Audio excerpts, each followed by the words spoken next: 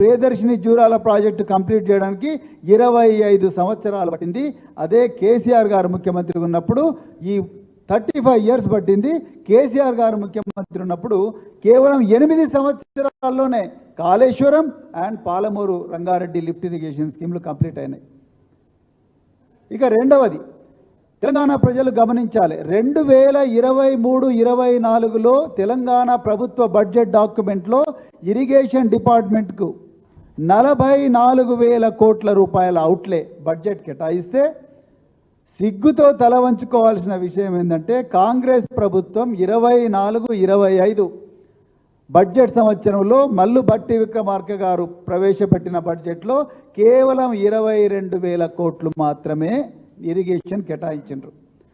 పాలమూరు రంగారెడ్డి వనపర్తి జిల్లా నాగర్ కర్నూలు జిల్లా చీఫ్ ఇంజనీర్లు ఇరిగేషన్ అండ్ కమాండ్ ఏరియా డెవలప్మెంట్కు సబ్మిట్ చేసిన ప్రపోజల్స్లో 2 కలిపితే 100 కోట్లు, కేవలం 100 కోట్లు. వనపర్తికి 60 కోట్లు, నాగర్ కర్నూలుకు 34 కోట్లు. మరి ఎక్కడ పోతుంది డబ్బంతా? తెలంగాణ ప్రజలు గమనించాలి. పాలమూరు రంగారెడ్డి వల్ల 60 టీఎంసీల వాటరు 5 రిజర్వాయర్లో వస్తే 12 లక్షల ఎకరాలకు సాగునీరు వస్తుంది. కానీ ఇలా ముఖ్యమంత్రి రేవంత్ రెడ్డి గారి ప్రయారిటీ ఏమిటి? పాలమూరు బిడ్డని చెప్పుకునే రేవంత్ రెడ్డి గారు ఇవాళ ముఖ్యమంత్రి పీఠం అధిరోహించి వారు మూసీ నది సుందరీకరణ అంటున్నారు. మూసీ నది సుందరీకరణ వల్ల ఎన్ని వేల ఎకరాలకు నీళ్ళు అందుతాయి రేవంత్ రెడ్డి గారే చెప్పాలి.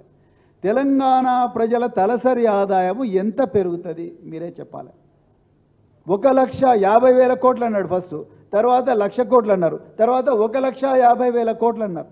ఇలా పాలమూరు రంగారెడ్డి అంత కష్టపడితే ఒక 20,000 కోట్లు పెడితే మొత్తం డిస్ట్రిబ్యూటరీ సిస్టమ్ కూడా కంప్లీట్ అవుతుంది. కానీ ముఖ్యమంత్రి గారు ఒక్కరోజు కూడా దాని దగ్గర పోలేదంటేనే you can easily understand where his priorities are lying. His priorities are lying in Hyderabad.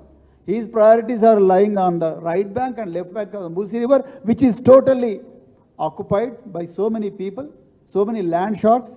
అక్కడ ఉన్న ఈ మూసీ రివర్ను దాంట్లో ప్రజల తలసరి ఆదాయం ఏమాత్రం పెరగని మూసీ రివర్లో 1,50,000 కోట్ల రూపాయల ప్రజాధనాన్ని తగలేసే బదులు అదే పాలమూరు రంగారెడ్డిలో మిగతా వర్క్ ఏదైతే 20% 30% మిగిలిందో దాన్ని కంప్లీట్ చేస్తే లక్షలాది ఎకరాలు సాగునీరు వస్తుంది, వేలాది గ్రామాలకు తాగునీరు కూడా వస్తుంది. మరి ఎందుకు రేవంత్ రెడ్డి గారు ఆలోచించడం లేదు? నిజానికి 8 నెలల పాలనలో ఇరిగేషన్ మీద కాంగ్రెస్ ప్రభుత్వం తీసుకున్న నిర్ణయాలు ఏమో చూడండి మీరు. శ్వేతపత్రం అన్నారు. ఏం సాధించిందండి వీళ్ళు శ్వేతపత్రం? Every country including America is taking loans for the develop. America has trillions of dollars of public debt. So every country is taking loans, every state is taking loans, and in what way Telangana is an exception? And Telangana loans are taken to improve the infrastructure, proper harvesting of the water from 2 rivers. Revanth Reddy గారికి తెలంగాణ నైసర్గిక స్వరూపం మీద భౌగోళిక స్వరూపం మీద ఏ మాత్రం కూడా అవగాహన లేదని చాలా క్లియర్గా అర్థమవుతున్నది. అందుకొరకే ఆయన మూసీ రివర్ చుట్టే తిరుగుతూ ఉన్నారు. ఆనాడు శాతవాహనుల పాలన మీద ఇవాళ వీళ్ళు శ్వేతపత్రాలని విపరీతంగా చెప్పుకుంటున్నారు. ఆనాడు శాతవాహనుల పాలన మీద చాళుక్యులు, తూర్పు చాళుక్యులు ఎప్పుడన్నా శ్వేతపత్రాలు రిలీజ్ చేసిండ్రా?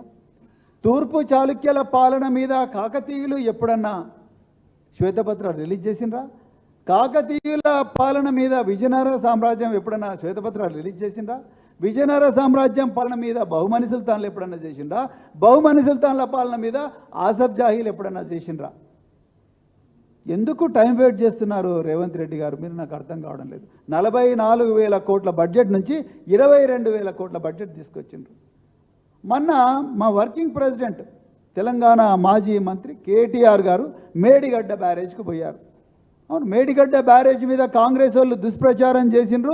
మేడిగడ్డ బ్యారేజ్ బాగానే ఉందని ఒక ప్రజాప్రతినిధిగా, ఒక బాధ్యత గల ప్రజాప్రతినిధిగా, ఒక మాజీ మంత్రిగా ఆయన మేడిగడ్డ బ్యారేజ్కి వెళ్ళారు. అందరు ఎమ్మెల్యేలు, అందరూ ప్రజాస్వామ్యబద్ధంగా ఎన్నికైన ఎమ్మెల్యేలు, ఎమ్మెల్సీలు అందరు కలిసి వెళ్ళారు. వెళ్తే డ్రోను నడిపిండని చెప్పేసి